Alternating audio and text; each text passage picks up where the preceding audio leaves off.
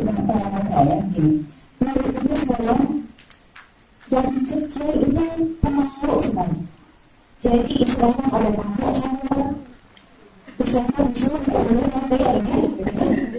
Tapi kemudian dalam perjalanan saya merasa bahwa begini, asal mungkin ya begitu kalau tidak bisa menyampaikan kata hati, harapan, keinginan dan lain-lain. Nah dari situ kemudian saya belajar untuk membuka diri. Saya aktif di berbagai organisasi dan pertama kali saya menjadi MC itu adalah di Unpad. Menjadi MC wisuda itu dibayarnya dengan rujak. Tapi itu berjalannya waktu kebiasaan dari saya juga belajar dari sekolah profesional waktu itu atau di public speaking school. Kemudian juga saya banyak hadir di TV. Inti dari public speaking itu adalah kepercayaan diri. Begitu. Jadi oleh karenanya tadi saya senang sekali ketika saya mau tampil depan. Kenapa? Karena setiap kesempatan kita itu adalah langkah pertama kita menuju sukses. Setuju? Setuju. Nah kemudian terus berjalannya waktu pada akhirnya membuat saya merasa begini. Saya teringat kembali jadi dulu itu ketika disuruh ke depan itu saya demam panggung. Keringatan, mau ke depan minggu misalnya sambil mulai segala macam. Dulu demam panggung. Sekarang kalau tidak ada apapun saya demam. Saya punya asisten dia suka bisa namanya Ilona. Ibu pas suka gitu, saya suka capek ya. Jadi dalam sehari itu saya bisa 8 agenda dan setiap agenda itu saya harus bicara dengan audiens yang sangat berbeda. Dari mulai saya harus bertemu dengan PK, kemudian juga para pejabat, para ulama dan begitu dalam satu hari juga sangat berbeda. Nah kemudian saya kadang-kadang capek. Saya bilang sama asisten saya itu capek saya sekarang nggak mau bicara, saya mau diam aja gitu ya. Saya mau jadi undangan saja di manis gitu ya. Oh iya Bu, kemudian Ilona sampaikanlah kepada panitia kita ibu ini kecapean dengan bicara dulu. Jadi saya dulu manis gitu, itu di acara besar. Saya ingat saya waktu itu gitu dengan ribuan audiens yang pada itu. Tapi kemudian pada waktu acara ini ide kemunculan ya. Mereka hanya nyarios gitu. Terus pada akhirnya punten mereka bermain gitu. Tapi ya Allah, pada waktu itu audiensnya banyaknya mahasiswa dari berbagai perguruan tinggi. Nah intinya bahwa kepercayaan diri itu harus dibangun. Saya yang dulunya pendiam, pemalu, kemudian kalau ada orang itu lupa begitu. Sekarang nampaknya saya bisa percaya diri untuk tampil di berbagai kegiatan. Nah ini kemudian yang ternyata membawa saya kepada hal-hal yang positif di kemudian hari. Kang Emil merasa bahwa saya banyak membantu untuk kaitan dengan kampanye misalnya. Ternyata Kang Emil tidak bisa sendirian.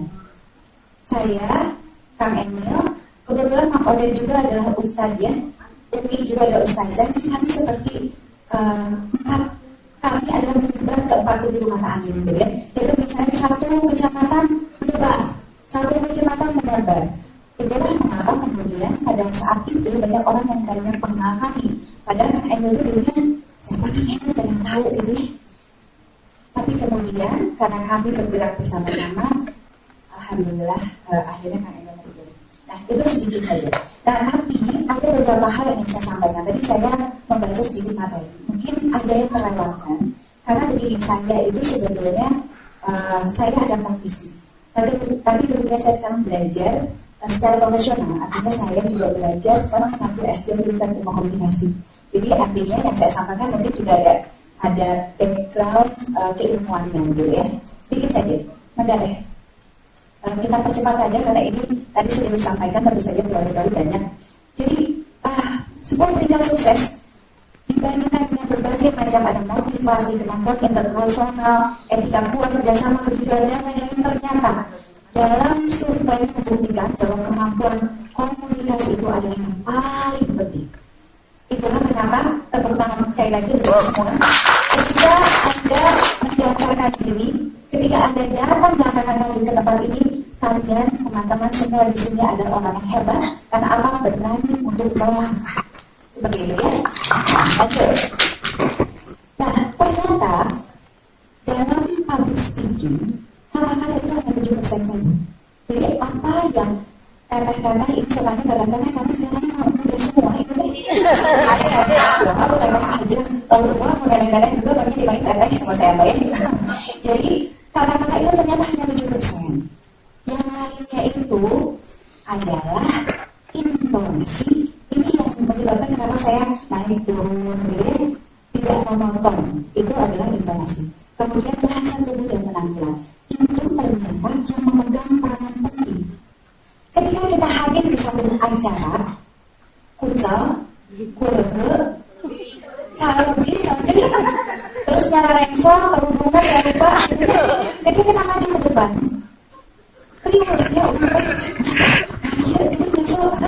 jadi kita terdistraction, ya. Apa yang kita sampaikan itu kemudian kita sibuk karena apa orang-orang memikir, orang-orang kan pasti memandangnya sesuatu yang aneh di kita, betul?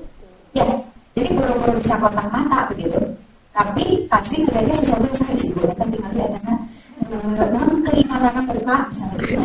Jadi pasti kan lihat itu ke tempat yang tidak seharusnya. Nah itulah kenapa penanda itu sangat penting. Lanjut saja, ini cepat saja. Nah, jadi kalau speaking itu punya 3 kekuatan. Yang pertama adalah verbal. Verbal itu yang saya sampaikan. Kemudian juga non-verbal itu penting sekali. Apa yang terlihat, begitu. Apa yang terlihat. Kemudian juga konten. Konten adalah isi dari apa yang kita bicarakan. Lanjut. Nah, ini kemampuan non-verbal. Itulah kenapa kemudian teman-teman mungkin baru melihat seseorang itu bisa melihat bahwa orang itu menerima kita. Orang itu, sudah tadi mah jika nanti soleh pisan.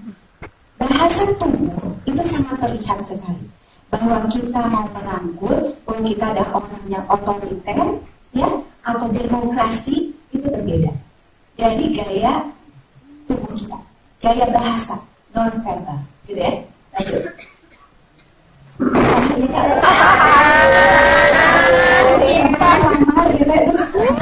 Nah, itulah kenapa siapapun dia public speaker dalam bidang apapun, dia harus tadi saya sampaikan lagi bahwa penampilan itu sangat penting. Itulah kenapa orang yang ingin tampil apa esok harinya atau beberapa jam kemudian dia harus memperhatikan apa yang akan dia pakai, begitu ya.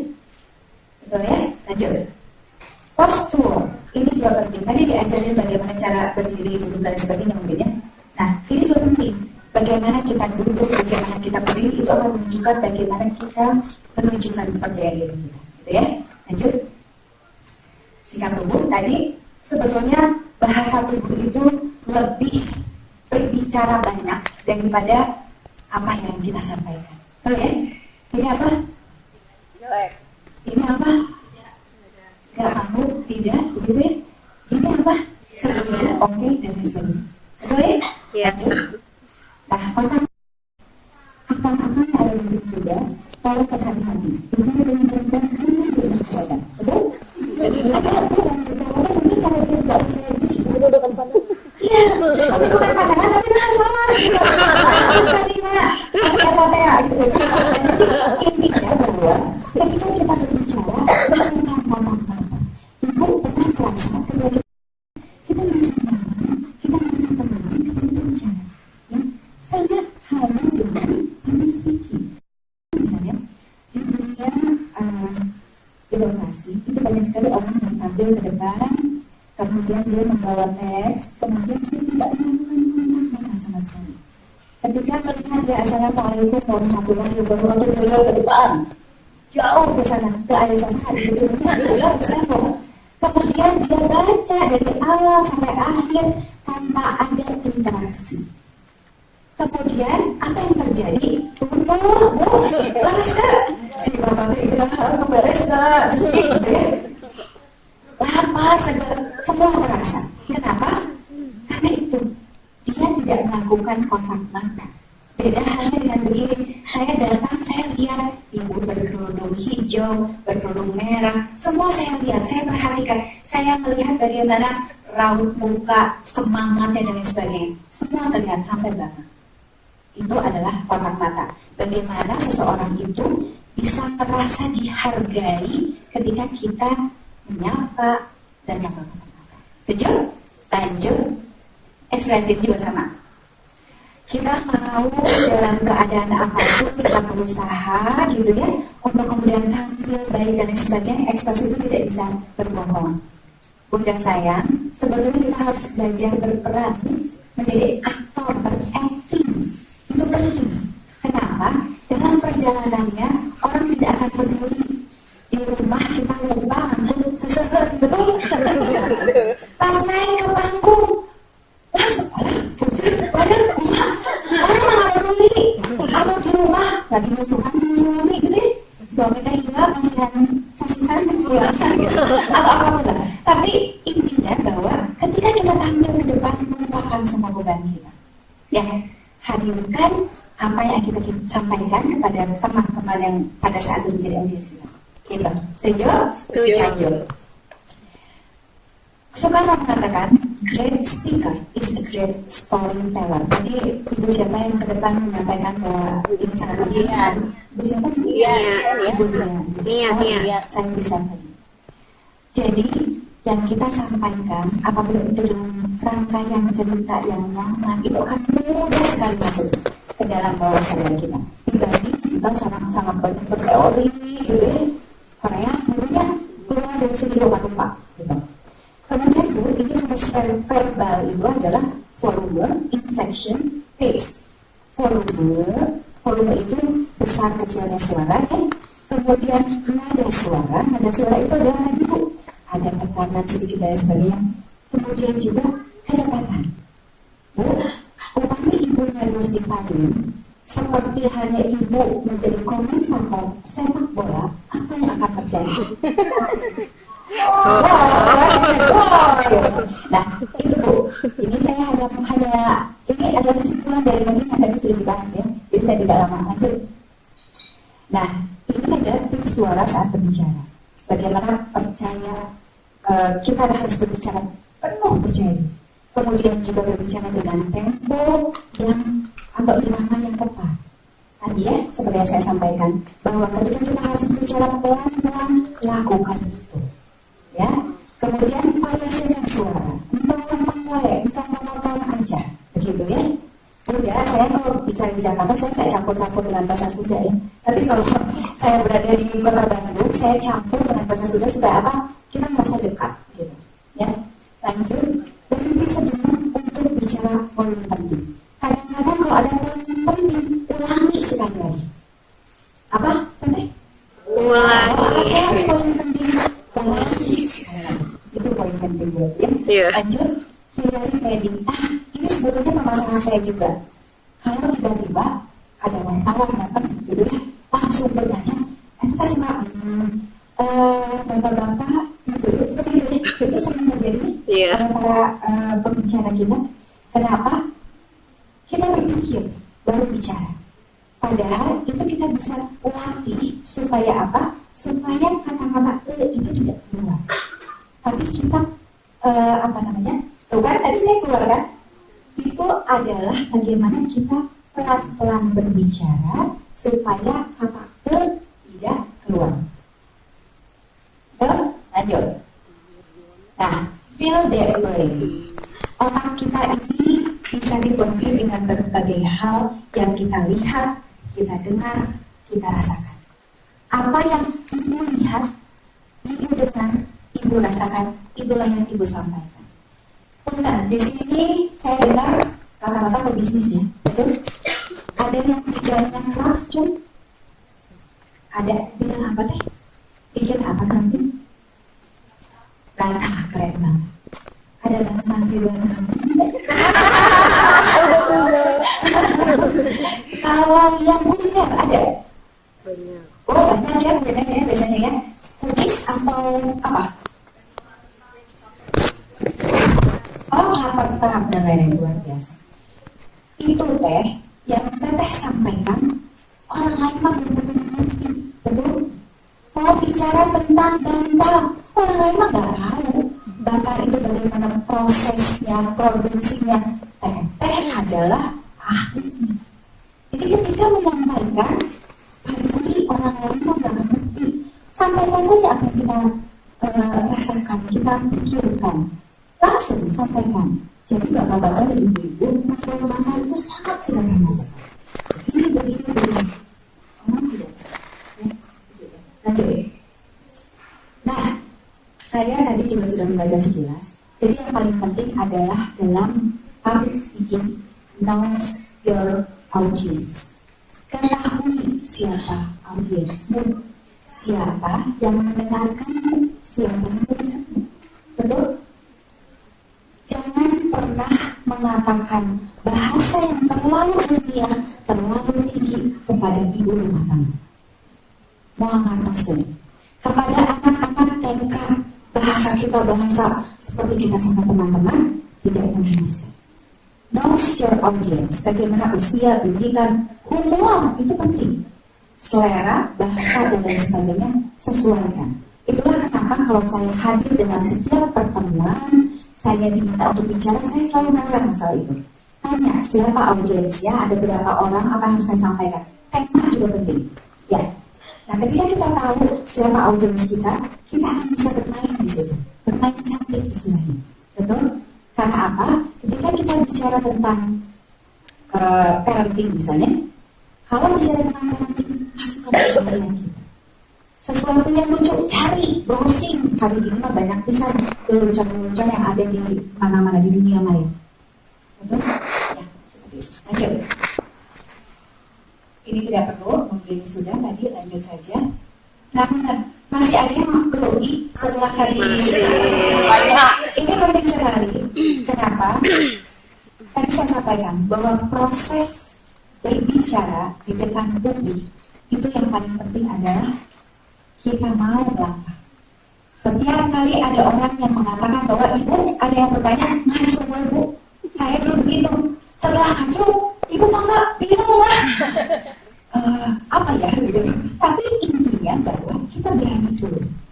Setelah itu ide akan langsung masuk. Kita akan bertanya apa yang kita inginkan. Meskipun kadang-kadang di awal-awal itu si ibu gitu aja ditanya gitu. Tetapi itu adalah upaya bagaimana kita melatih diri kita. Ini adalah tips mencegah grogi. Kalau saya dulu memang diajarkan juga untuk public speaking itu adalah kita harus belajar hipnoterapi juga begitu. Jadi supaya apa? Supaya kita bisa tenang gitu ya. Kalau panggil 3P. Ada yang tahu 3P apa? Persiapan, persiapan, dan persiapan. Betul? Bu, kadang-kadang kita harus berbicara pada satu tempat yang kita tidak tahu akan harus maju pada panggung di tempat tersebut.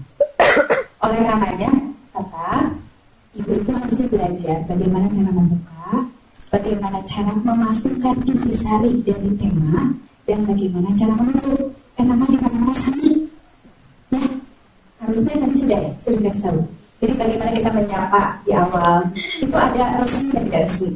Tapi kalau di awal menyapa dan lain sebagainya, itu kata-kata sami di mana-mana Bu. Apalagi kalau di birokrasi, itu tidak boleh kita ngarang-ngarang sendiri. Ada protokol yang penting yang tidak boleh itu terlewatkan. Contohnya adalah kita menyapa di begitu ya, atau kemudian juga kita mengucapkan salam, ucapan puji dan syukur dan sebagainya, itu sudah ada aturannya.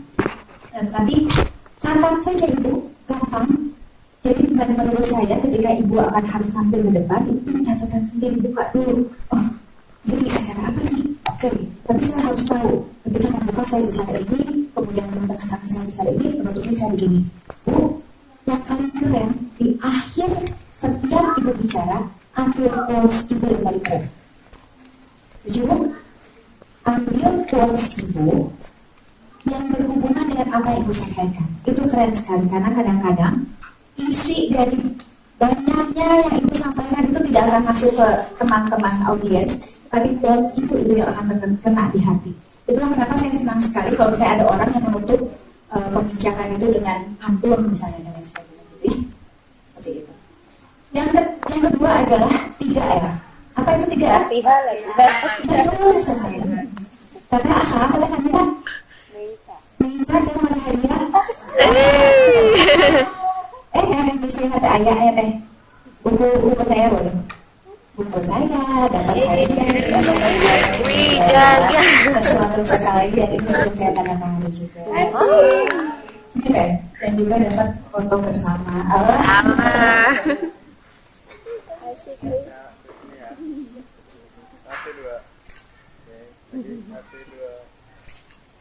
Ada benar kan? Nah, kemudian visualisasikan. Tadi yang sudah saya sampaikan, visualisasikan adalah ibu tinggal menyampaikan oleh ibu pengalaman-pengalaman ibu. Ya, tadi saya mencoba ibu. Sama tidak? Ibu Dian bisnisnya di bidang craft, bikin bantal. Ibu tidak menyampaikan, visualisasikan. Oh, kalau saya bikin bantal itu seperti ini, seperti ini, seperti ini. Oh, saya berbisnisnya seperti ini, seperti ini. Sampaikan, visualisasikan. Ya Bu, lanjut. Kemudian pemanasan. Nah ini biasanya begini Bu. Bagi mereka yang grogi, ke kamar mandi dulu sambil kita melihat. Tapi kita sambil ibu tarik nafas. Gitu. Ibu sudah belajar cara menggunakan pernapasan buatan. Ibu harusnya belajar. Jadi kita kalau berbicara itu ada perbedaan antara suara pada saat kita berbicara di depan publik, antara kita bicara dengan teman biasa itu cempreng atau enggak begitu ya. Lanjut, nah itu sama audiens. Tadi kenapa kemudian ketika saya datang saya menyapa teman-teman semua, itu benar sekali. Ketika kita datang pertama kali orang melihat kita ya Bu, kita datang dari sini, orang itu kan melihat kita, itu mereka langsung menjudge kita lah bahasanya gitu kan. Menjudge bahasa Indonesia menilai kita. Si Muna jangan apa enggak jangan nyambung mikir bisa ya gitu. Tetapi intinya ketika kita hadir pertama kali ke depan itu orang melihat kita ketika MC mengatakan yang kami hormati atau yang akan hadir ke tengah-tengah kita pada kesempatan ini adalah seorang yang hebat bernama Ibu Dian. Orang akan melihat kepada Ibu Dian, orang akan mengikuti bagaimana dia berjalan dari belakang, orang sudah melihat gitu.